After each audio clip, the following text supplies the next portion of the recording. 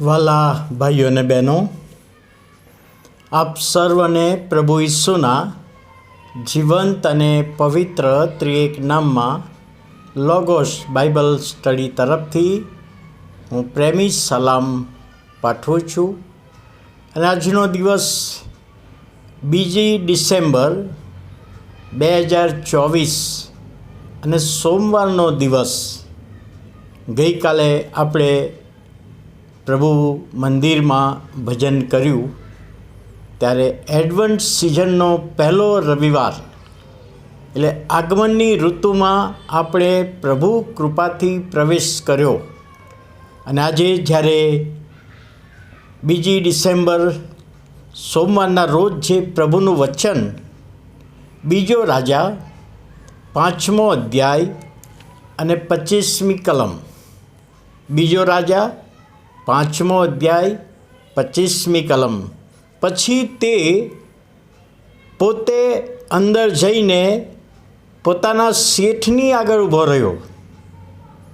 એલીસાએ તેને પૂછ્યું, ગેહજી, તું ક્યાંથી આવે છે? અને તેણે કહ્યું, તારો સેવક ક્યાંય ગયો નથી. હવે આ જે વચન, એ વચનનું જો બેકગ્રાઉન્ડ જોઈએ તો એલીસાની પાસે નામાન આવેલો પોતાનો કોઢ મટાડવા માટે રાજાએ પત્ર લખીને આપેલો. અને આ નામાન ઘણી બધી ભેટ લઈને આવેલો. ત્યારે યર્દન નદીમાં 7 વાર ડૂબકી મારવાનું કહ્યું.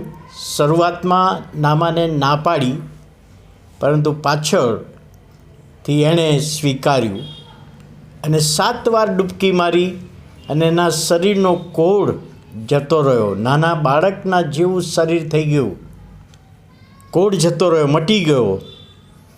ત્યારે આ નામાન જે પેલી પ્રેમભેટ લાવેલો એ લઈને એલીસાની પાસે આવ્યો.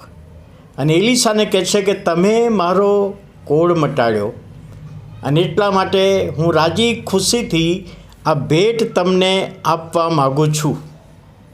પણ તે વખતે એલીસાએ જગીકવાનાની ભેટ સ્વીકારવાની ના પાડી કે તમે લાવ્યા છો તો પાછું લઈ જાઓ, મારે આવી ભેટની જરૂર નથી. જે ભેટ મેં આપી એ યહોવાની ભેટ છે. અને તે વખતે ગેહજી, એલીસાનો નોકર, ત્યાં બાજુમાં ઊભો હતો.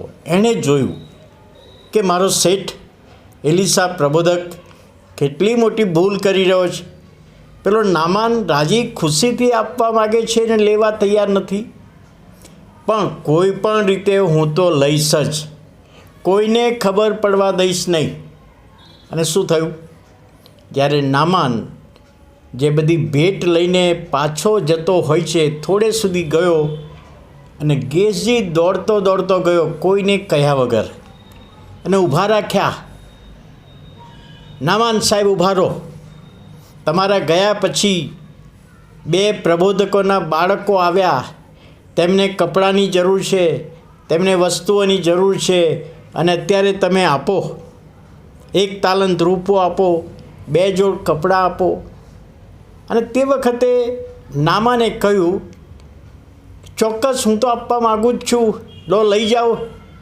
તમે માગો છો એના કરતાં વધારે આપીશ. અને તમે ઉચકશો નહીં, મારા માણસો ઉચકીને તમારે ત્યાં મૂકવા આવશે.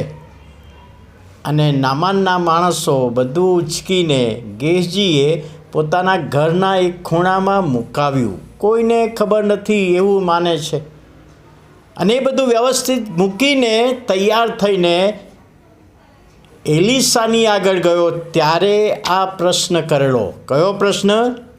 ગેહજી, અત્યારે તું ક્યાંથી આવે છે? અત્યારે તું ક્યાંથી આવે છે? અને આગળ ત્યાં લખ્યું છે, ગેહજીએ કહ્યું કે તારો સેવક ક્યાંય ગયો નથી. હું તો આ ઘરમાં જ હતો, થોડું બહાર ગયો હતો, પણ કોઈ જગ્યાએ બીજી જગ્યાએ ગયો નથી.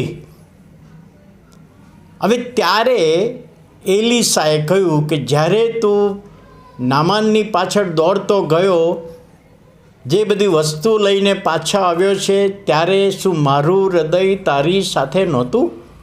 કેમ જુઠ્ઠું બોલે છે? પાપ છુપાવવા પ્રયત્ન કર્યો. મને કોઈએ જોયો નથી, રાજા એલિશાના માણસોને કોઈને ખબર નથી, અને આ વાત બહાર આવશે નહીં. માટે કહે છે હું ક્યાંય ગયો નથી. પણ એલિશાને ખબર પડી, એલિશાને ખબર પડી, યહોવાને ખબર પડી, અને ગેજી જુઠ્ઠું બોલ્યો, હું ક્યાંય ગયો નથી. ખરેખર તો એ ગયો હતો, અને તે જુઠ્ઠું બોલીને કહે છે હું તો ક્યાંય ગયો નથી.